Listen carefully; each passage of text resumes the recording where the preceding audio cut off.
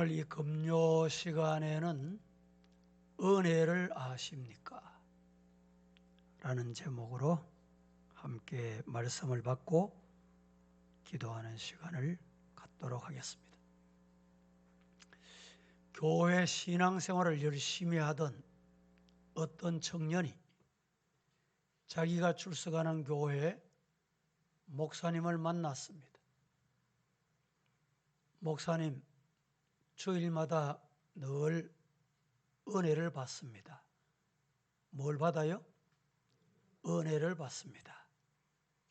그런데 목사님께 질문 한 가지 드려도 되겠습니까? 목사님께서 빙그레 웃으시면서 그래, 질문해도 좋습니다. 그런데 내가 대답할 수 있는 질문은 하셔야 됩니다. 그랬더니 이 청년이 대뜸 예, 목사님, 예수님은 전지전능하신 하나님의 아들이십니다. 그런데도 왜 예수님은 많은 사람들 가운데 예수님을 팔아먹는 가룟 유다를 왜 제자로 부르셨습니까? 이런 질문이었습니다. 그때 목사님께서 빙그레 웃으시면서 이렇게 대답하십니다. 글쎄, 우리 청년이 궁금했던 것, 나도 과거에 그래 했다네. 그런데 사실 내가 목사이지만 나도 궁금한 것이 하나 있다네. 청년, 내가 질문 던져도 될까? 예, 목사님이 저에게 질문하시다니요. 무슨 질문이십니까? 목사님이 웃으시면서 이렇게 말합니다. 왜 하나님께서는 나 같은 죄인을 버리지 아니하시고 구원해 주셨는지 도대체 알 수가 없다고. 청년, 대답 좀 해주렴. 이랬더니 그 청년은 목사님의 말씀, 무슨 뜻인지 이해를 했다는 듯 고개를 끄덕였다는 것입니다. 오늘 봉독해드린 본문 말씀에 보면 이렇게 말합니다.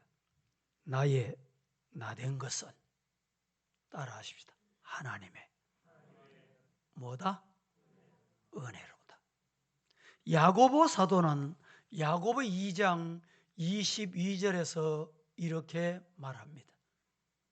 다 같이 시작. 내가 보거니와 믿음이 그의 행함과 함께 일하고 행함으로 믿음이 온전하게 되었느니라. 내가 보거니와 믿음이 그의 행함과 함께 일하고, 이 대단히 중요한 말씀이거든요. 믿음이 일한다는 거예요. 무슨 일? 행동으로 나타나는 일. 믿음에 따라서 행동하는 거예요. 행함으로 믿음이 어떻게 돼요? 온전해진다. 다시 말씀드릴까요? 믿음은 행함으로 나타나는 일을 하는데 행함으로 나타난 일을 보면 믿음을 알 수 있다. 아이고, 내가 어쩌다가 뭐 그렇게 된 것 같다. 그게 아니고, 여러분, 먹는 대로 나오게 돼 있습니다. 찌르면, 누르면 안에 병이 있으면 아프게 돼 있어요.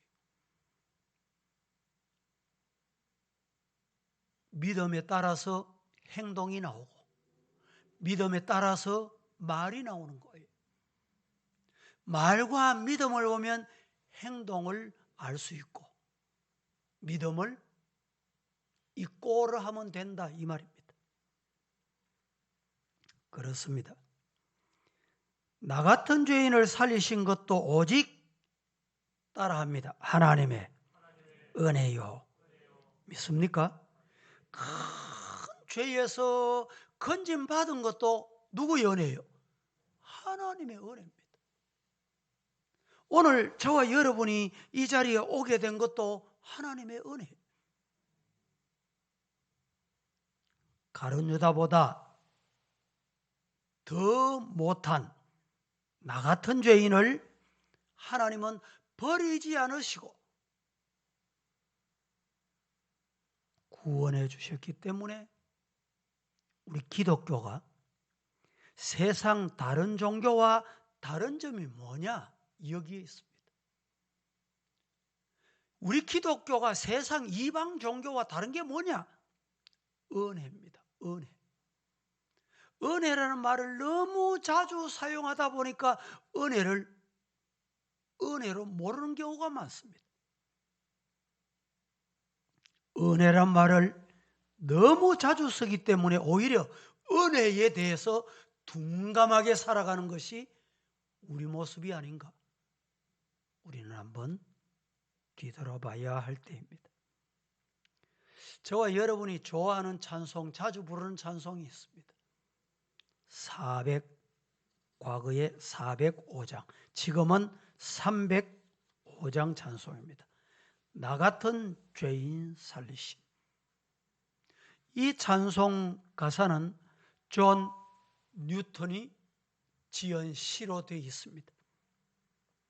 미국 찬송가 전에 따르면 어메이징 그레이스는 존 뉴턴의 자서적 삶을 가사화해서 지은 찬송입니다. 존 뉴턴은 영국 성공회 목사였습니다. 이 성공회는 아직까지도 목사를 신부라 하기도 하고 목사라 부르기도 합니다. 우리나라도 마찬가지. 이 성공회는 성공회 목사인데 또 그러면서 작곡가, 작사 뭐 이런 유명한 사람입니다. 그는 노예선 선장이었습니다. 1748년 복음주의 설교자의 설교로 그는 하나님 앞으로 돌아오게 됩니다. 회심하게 돼요. 1755년 성공에서 사제서품, 즉 목사 안수를 받게 됩니다. 그가 지은 찬송가 중에 앞서 소개한 305장, 나 같은 죄인 살리신. 이것은 그레이스라는 말은 하나님의 자비, 하나님의 은총, 이런 뜻이 담겨 있습니다. 세계적으로 가장 유명하고 많이 불리워지는 찬송, 이 찬송이 바로 Amazing Grace. 우리에게는 나 같은 죄인 살리신, 이렇게 번역이 된 찬송이기도 합니다. 이 가사를 쓴 존 뉴턴은 성공의 신부, 목사로 평생을 노예 해방과 복음 전파를 위해서 힘썼던 사람이기도 합니다. 하지만 그가 처음부터 노예들의 인권에 관심이 있었던 것은 아닙니다. 노예상이었던 존 뉴턴은 노예들을 짐승처럼, 집에서 키우는 가축처럼, 아니 가축보다 못하게 다루면서도 전혀 양심의 가책을 느끼거나 의식이 없는 이런 사람이었습니다. 여기에는 불우한 자신의 어린 시절의 영향을 받기도 했다, 이렇게 보는 사람도 있습니다. 그 어린 시절이 어땠느냐? 채 6살 때 자기 어머니가 돌아가시고 새 어머니 밑에서 쿠박쿠박 받으면서 자라났습니다. 그러다 보니까 아버지를 따라서 11살 때부터 노예, 무역선을 타게 되면서 거칠고 방탕한 생활에 노출돼 자라게 됩니다. 이런 존 뉴턴에게 변화가 찾아온 것은 22살 때입니다. 선장이 된 그의 노예선에 폭풍우가 몰아치게 됐던 것입니다. 배가 좌초될 위기, 생사의 갈림길에서 처음으로 마음에서 정말 우러나오는 기도를 하나님께 드리게 되고, 이날을 자신의 제2의 탄생일로 지키게 됩니다. 그 후에도 6년 동안의 노예 무역을 계속 해왔지만 노예를 대하는 처우는 놀랍게 향상됐습니다. 그의 회심에는 아들이 목회자의 길을 걷기를 바라며 눈물겹도록 기도를 빠뜨리지 않았던 어머니가 있었다. 그 어머니의 기도가 밑거름이 됐다는 것입니다.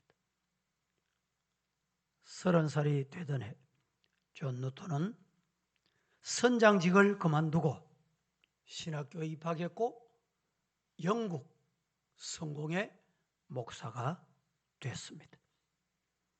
그 후에 노예 무역의 과거를 깊이 회개하고 더러운 죄를 사하여 준 하나님의 은총에 감사하는 마음을 담아서 이 305장 나 같은 죄인 살리신 이 가사를 쓰게 됩니다.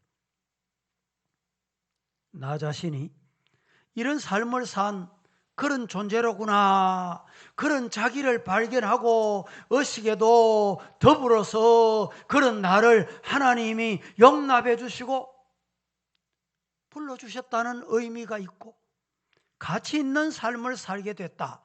그래서 감사의 내용을 담은 찬송 내용인 것입니다.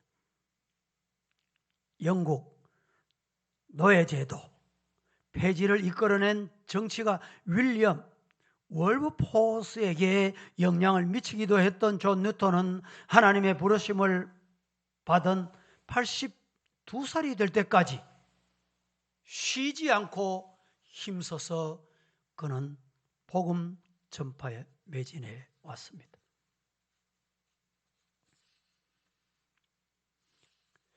오늘 이 가사 한번 띄워보실래요? 나 같은 죄인 살리신 주 은혜 놀라워. 잃었던 생명 찾았고 광명을 얻었네. 큰 죄악에 건지신 주 은혜 고마워. 나 처음 믿은 그 시간 귀하고 귀하다. 이제껏 내가 산 것도 주님의 은혜라. 또 나를 장차 본향에 인도해 주실 줄로 믿습니다. 거기서 우리 영원히 주님의 은혜로, 영원히 주님의 은혜로 해처럼 밝게 살면서 주님 찬양하게 될 것입니다. 이 가사를 그는 노래하게 된 것입니다. 요한복음 1장 16절은 우리가 다 그의 충만한 데서 받으니, 따라 하십시다. 은혜 위에 은혜 위에 은혜로다. 할렐루야. 우리가 다 그의 충만한 데서 받으니, 여러분, 하나님이 주시는 것은 부족함이 없고 하나님이 주시는 것은 아낌이 없고 하나님이 주시는 것은 넘치도록 주시는 거예요. 받을 자격 없고 받을 조건이 안 되고 받을 만한 아무것도 아닌데 주시고 또 주시고 은혜 위에 주시는 것, 이게 은혜다 말이죠.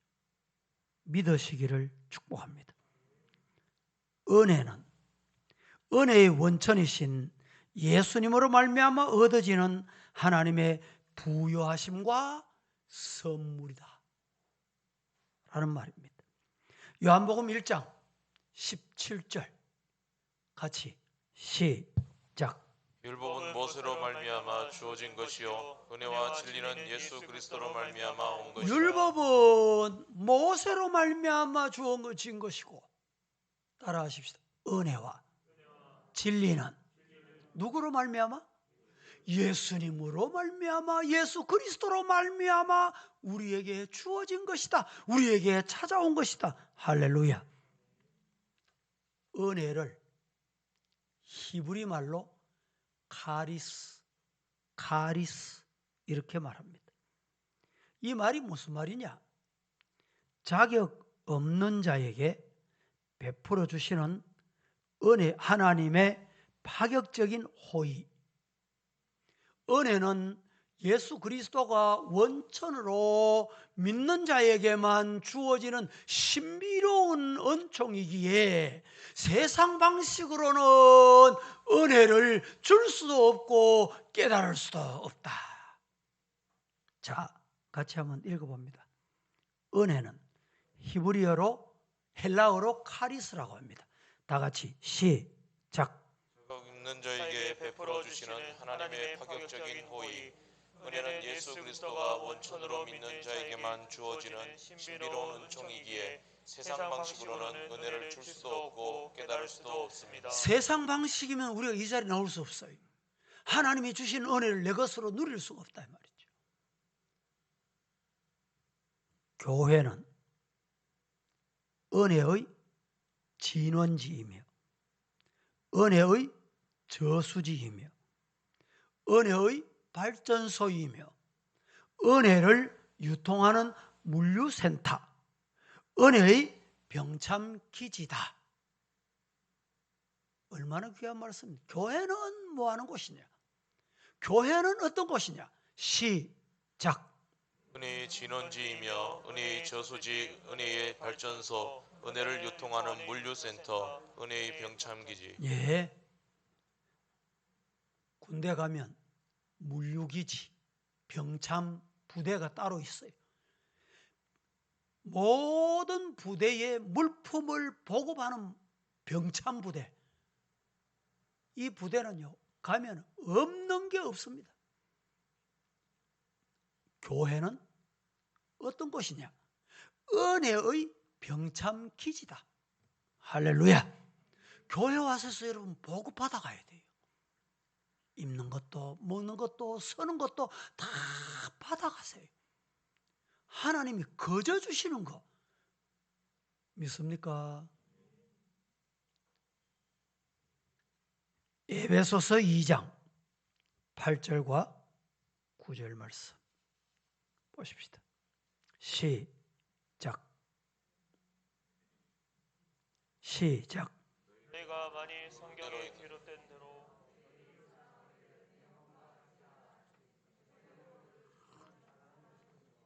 뜨긴 떴는데 에베소서 2장이 떠야 되는데 준비 안 됐어요. 아까 떴는데. 자, 그러면 8절 9절 띄워보세요. 자꾸 왔다 갔다 하지 말고. 야고보서 2장. 야고보서는 2장 28절이 아니고 야고보서 2장 26절. 자, 에베소서 2장 8절 9절은 너희는 그 은혜에 의하여 믿음으로 말미암아 구원을 받았으니 이것은 따라하십시다. 너희에게서 난 것이 아니요.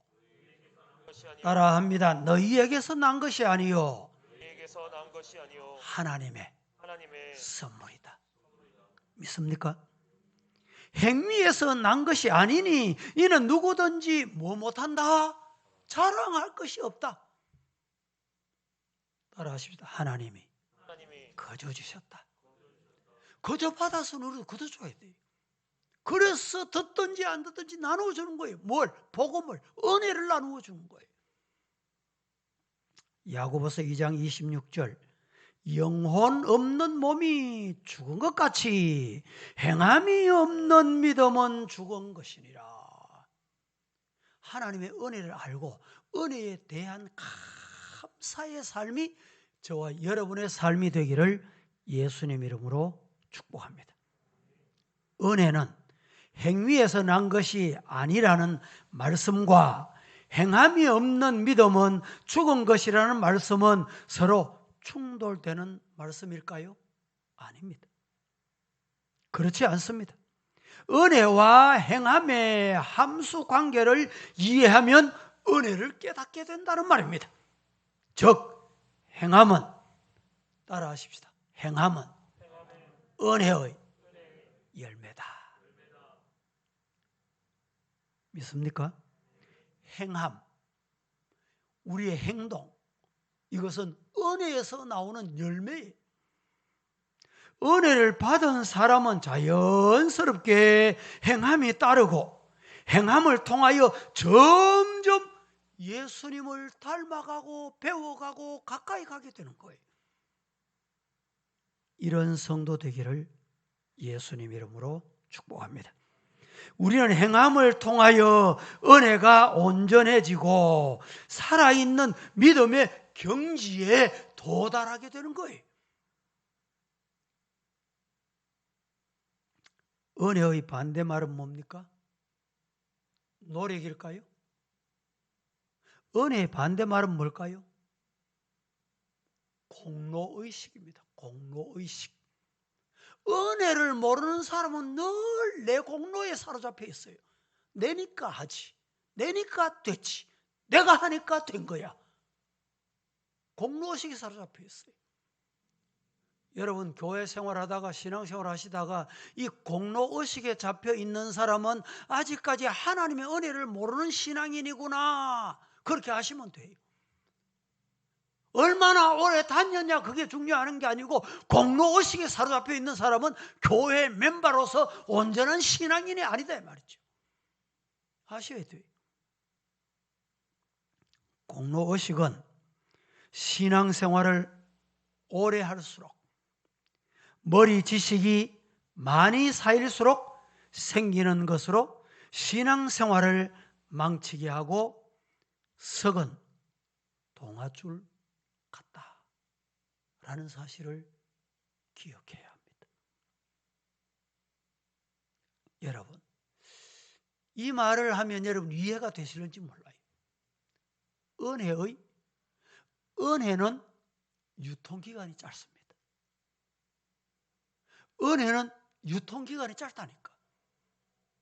무슨 말이냐? 그래서 우리는 매일매일 새로운 은혜를 받아야 돼. 내가 10년 전에, 내가 1년 전에 은혜 받았다고 그게 유효한 줄 압니까? 오늘 이 시간에 하나님이 주시는 은혜를 받으시기를 주님 이름으로 축복합니다. 그 은혜에 잠겨야 돼.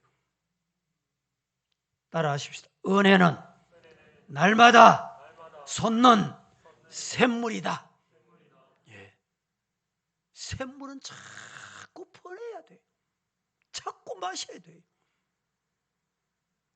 은혜를 많이 마시기를 주님 이름으로 축복합니다. 은혜는 알면 알수록 메말라 합니다. 정말 하나님의 은혜를 알면 알수록 목말라 합니다. 나도 저런 은혜 가져야 되는데, 저런 은혜 받아야 되는데, 저 사람이 받는 은혜 내게도 주옵소서. 목마름이 없이는 은혜가 임하지 않는 것입니다. 은혜는 종착역도 없고 바닥도 없고 받으면 받을수록 더 받고 싶은 것입니다. 이것이 하나님이 주신 하늘의 법칙입니다. 말씀을 맺고 기도하려고 합니다. 은혜를 받을 수 있는 수단이 뭐냐? 이게 중요해요. 그 은혜는 자꾸 퍼내야 되는데 이 은혜를 퍼낼 수 있는 수단이 뭐냐? 그걸 아셔야 돼요. 첫째는 하나님의 말씀입니다. 말씀을 읽고 말씀을 듣고 말씀을 묵상하고 말씀을 가까이 하고 주야로 묵상해야 합니다. 두 번째는 기도입니다. 기도하면 기도할수록 은혜의 샘물이 팡팡 쏟아져 나옵니다. 세 번째는 찬양입니다. 여러분, 찬양을 듣습니까? 잘 하시는 거예요. 찬양을 많이 부르고 계십니까? 잘 하시는 일입니다. 찬양을 부르고 찬양을 드리다 보면 어디서 나오는 은혜가 임하는지 그 은혜를 누리게 되는 거예요. 왜? 찬송은 조금 전에 우리가 나 같은 죄인, 이 찬송도요, 우리가 평소에 내가 시적인 감각이 없어도 이미 시적인 감각을 담아서 가사를 너무너무 잘 만들어 놨어요. 그래서 찬송을 부르면 새 은혜가 샘솟 나오는 겁니다. 그리고 네 번째는 성도의 온전한 교제에서 나옵니다. 욕심을 가지면 온전한 교제가 안 돼요. 탐욕이 생기면 온전한 교제가 안 됩니다. 물질의 욕심을 가지면 참된 교제가 안 돼요. 교회 올 때 내 교회 와서 장사에 좀 도움이 될까? 이렇게 교회 오는 사람이 있어요. 물론 처음 믿는 사람 중에는 교회 가면 병이 낫는단다, 복 받는단다, 이래서 오는 사람이 있을 수 있어요. 그러나 진리의 말씀을 알고 기도하고 찬송을 하다 보면 하나님의 은혜 때문에 나오게 됐구나. 그래서 그 은혜를 나누는 거예요. 여러분, 말씀과 기도와 찬송과 그 다음 뭐죠? 성도의 거룩한 교제, 이것을 통해서 하나님 앞에 온전한 은혜를 누릴 수 있는 성도가 되기를 예수님 이름으로 축복합니다. 오늘 말씀을 우리 함께 생각하시면서 방금 우리 함께 설명드렸던 305장